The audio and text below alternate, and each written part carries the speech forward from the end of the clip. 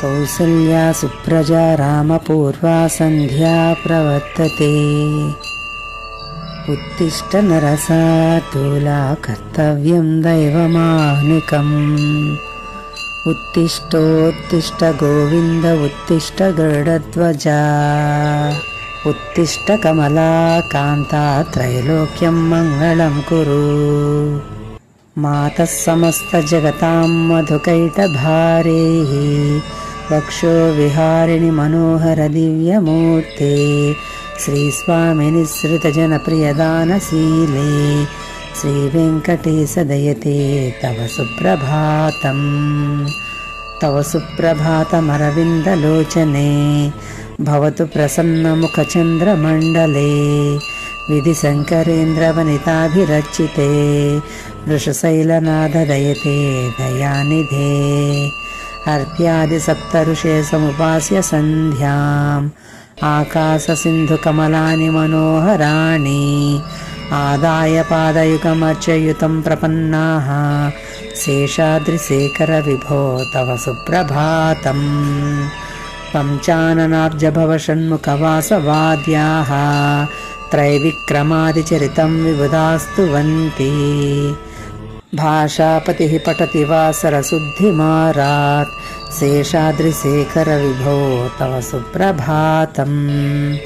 ईषत्प्रफुल्लसरसिरुहनारिकेला तोगद्रुमादिसुमनोहरपालिकानाम् आयातमन्दमल्लसह दिव्यगन्धैः शेषाद्रिशेखर विभो तव सुप्रभातम्।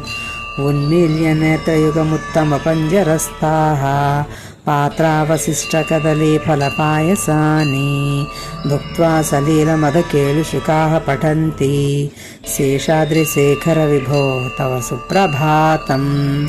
तन्त्री प्रकर्षमधुरस्वनया विपञ्च्या गायात्यनन्तचरितं तव नारदोऽपि। भाषा समग्रमसत्कुक्करुचारुरम्यम् शेषाद्रिशेखर विभो तव सुप्रभातम्। भृङ्गावळी च मकरन्दरसानुविद्धा झुङ्कारगीतनिनदैः सह सेवनाय।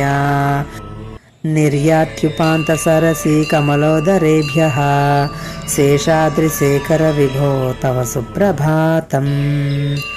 एषा गणेन वरदध्निविमध्यमाने घोषालयेषु दधिमन्दनतीव्रघोषाः। रोषात्कलिं विदधते कुकुभश्च कुम्भाः शेषाद्रिशेखर विभो तव सुप्रभातम्। पद्मे समित्रशतपत्रकर्ताळिवर्गाः हर्तुं श्रियं कुवलयस्य निजाङ्गलक्ष्म्या। भेरीनिनादमिव बिभ्रति तीव्रनादम् शेषाद्रिशेखर विभो तव सुप्रभातम्। श्रीमन्नभीष्टवरता किल लोकबन्धो श्रीश्रीनिवास जगदेकदयैकसिन्धो। श्रीदेवतागृहभुजान्तर दिव्यमूर्ते श्रीवेङ्कटाचलपते तव सुप्रभातम्। श्रीस्वामी पुष्करिणीकाप्लवनिर्मलाङ्गाः श्रेयोर्धिनो हरविरिञ्चि सनन्दनाद्याः। द्वारे वसन्ति वरवेत्रहतोत्तमाङ्गाः श्रीवेङ्कटाचलपते तव सुप्रभातम्। श्रीशेषशैलगरुडाचलवेङ्कटाद्रि नारायणाद्रिवृषभाद्रिवृषाद्रिमुख्याम् आख्यां त्वदीयवसतेरनिसंवदन्ति श्रीवेङ्कटाचलपते तव सुप्रभातम्। सेवापरा शिवसुरेशकृशानुधर्मा रक्षोऽम्बुनाथ पवमारदनाधिनाथाः। भद्राञ्जलि प्रबलसन्निजशेषदेशाः श्रीवेङ्कटाचलपते तव सुप्रभातम्।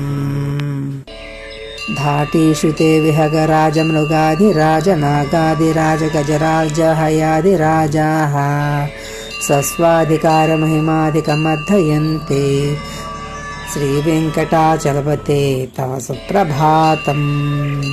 सूर्येन्दु भौमबुधवाक्पति काव्यसौरी स्वर्भानुकेतुदिविषत्परिषत्प्रधानाः त्वद्दासदासचरमावधिदासदासाः श्रीवेङ्कटाचलपते तव सुप्रभातम् त्वत्पादधूलिपरितस्फुरितोत्तमाङ्गा स्वर्गापवर्गनिरपेक्षनिजान्तरङ्गाः कल्पागमाकलनया कुलतां लभन्ते श्रीवेङ्कटाचलपते तव सुप्रभातम् त्वद्गोपुराग्रशिखराणि निरीक्ष्यमाणाः स्वर्गापवर्गपदवीं परमां श्रयन्तः मर्त्या मनुष्यभुवने मतिमाश्रयन्ते श्रीवेङ्कटाचलपते तव सुप्रभातम् श्रीभूमिनायकदयादिगुणामृताब्धे देवादिदेव जगदेकशरण्यमूर्ते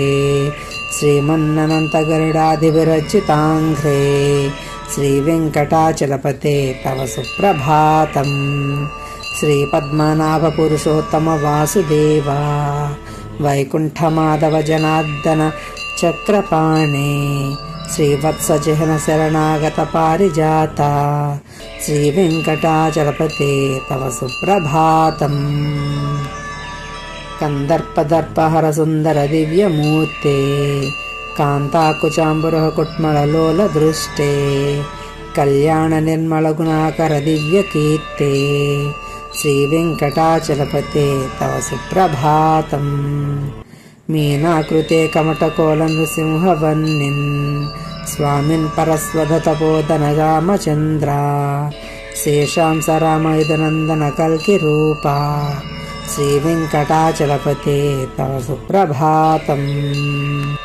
येलालवङ्गघनसारसुगन्धितीर्थं दिव्यं यत्सरिति हेमघटेषु पूर्णं धृत्याद्यवैदिकशिखामणेषु प्रविष्टाः तिष्ठन्ति वेङ्कटपते तव सुप्रभातम् भास्वानुदेति विकचानि सरोरुहाणि सम्पूरयन्ति निनतैः ककुभो विहङ्गाः श्रीवैष्णवाः सततमद्धितमाङ्गलास्ते धामाश्रयन्ति तव वेङ्कटसुप्रभातम् ब्रह्मादया सरवरा समहर्षयस्ते सन्तः सनन्दनमुखास्वधयोगिवर्याः धामान्तिके तव हि मङ्गलवस्तुहस्ताः श्रीवेङ्कटाचलपते तव सुप्रभातम् लक्ष्मीनिवासनिरवद्यगुणैकसिन्धो संसारसागरसमुत्तरणैकसेतो